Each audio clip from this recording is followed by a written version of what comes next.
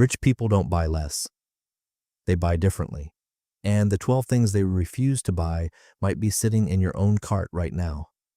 You've been trained your whole life to recognize wealth by what it looks like. The car in the driveway, the watch on the wrist, the size of the house on the corner lot. Here's the problem. None of that image was built by wealthy people. It was built by companies that needed you to believe a certain lifestyle equals success, so you'd keep buying your way toward it, one purchase at a time, for years, without ever really questioning where the idea came from in the first place. And somewhere along the way, most people stopped asking a simple question. Does owning this actually make me wealthier, or does it just make me look wealthier for a while? The truth is, the people who actually build lasting wealth aren't chasing that image at all.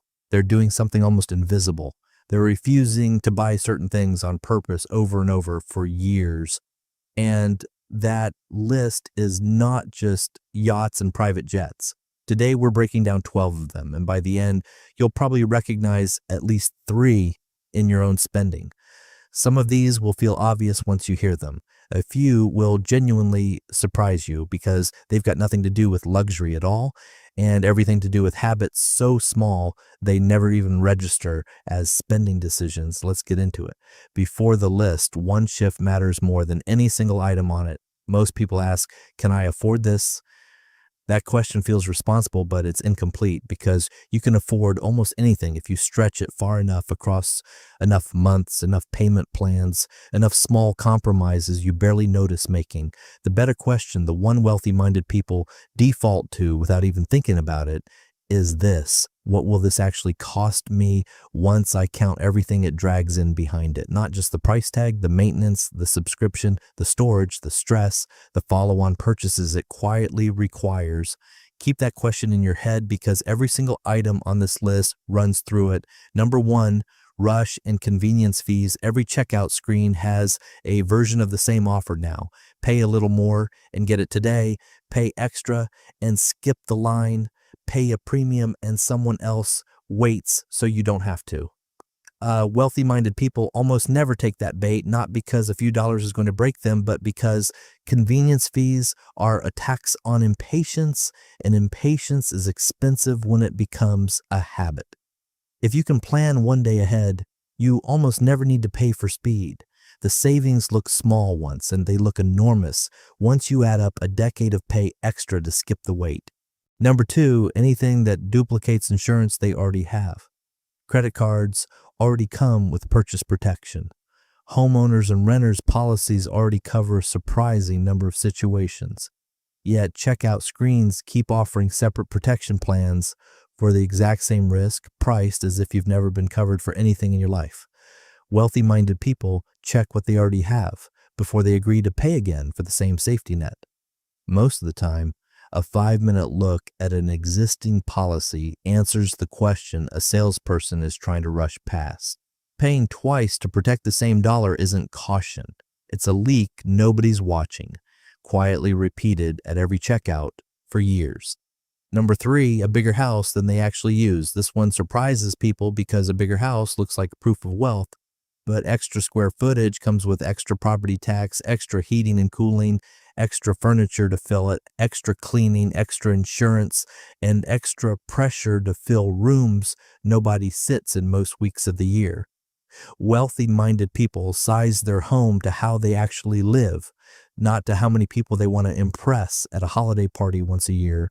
A smaller mortgage on a house you use fully beats a larger mortgage on a house you're mostly heating for empty rooms. Number 4, every new car straight off the lot. A brand new car loses a meaningful chunk of its value within the first year, sometimes before the paperwork is even finished. Wealthy-minded people know this, so a lot of them let someone else absorb that first year of depreciation. They buy a car that's 2 or 3 years old, still reliable, often still under warranty, at a fraction of the original sticker price. The new car smell is not worth thousands of dollars. It's worth exactly what it is, a smell. Number 5, subscriptions they forgot they had. Streaming platforms, apps, memberships, cloud storage upgrades. Each one is small enough to ignore on its own. which is exactly why they survive so long unnoticed. Wealthy-minded people run a subscription audit every few months, not because they're broke, but because they understand that money bleeding out $5 at a time is still money bleeding out. An unused subscription isn't a convenience, it's a standing order to pay for nothing forever until someone cancels it. Number 6, lifestyle upgrades every time income goes up. This is the quiet one. A raise comes in and almost immediately spending rises to match it. A nicer apartment, a nicer car, more nights out because it finally feels affordable, and nobody around you seems to think twice about it either. Wealthy-minded people break that pattern on purpose. When income goes up, they let their savings and investments go up first, and they let their lifestyle catch up later, if at all.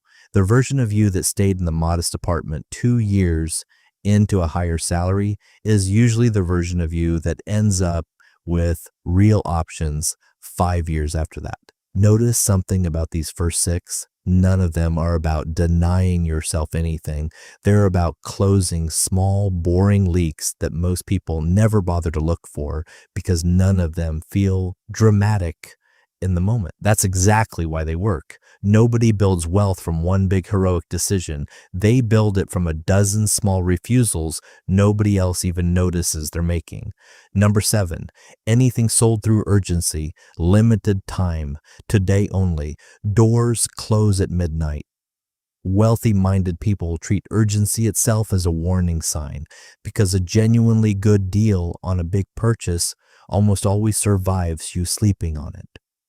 If a salesperson needs you to decide in the next 10 minutes, that pressure is doing work the product itself couldn't do on its own. A real opportunity can survive one phone call to a spouse, one night of sleep, or one honest comparison against a competitor. If it can't survive that, it usually wasn't the deal it claimed to be. Number 8, the most expensive version of something they'd barely notice downgrading. The top trim, the largest size, the fully loaded package, when the base model does the exact same job for the exact same use case 9 times out of 10. Wealthy-minded people ask a blunt question before upgrading anything. Would I actually notice the difference if I close my eyes?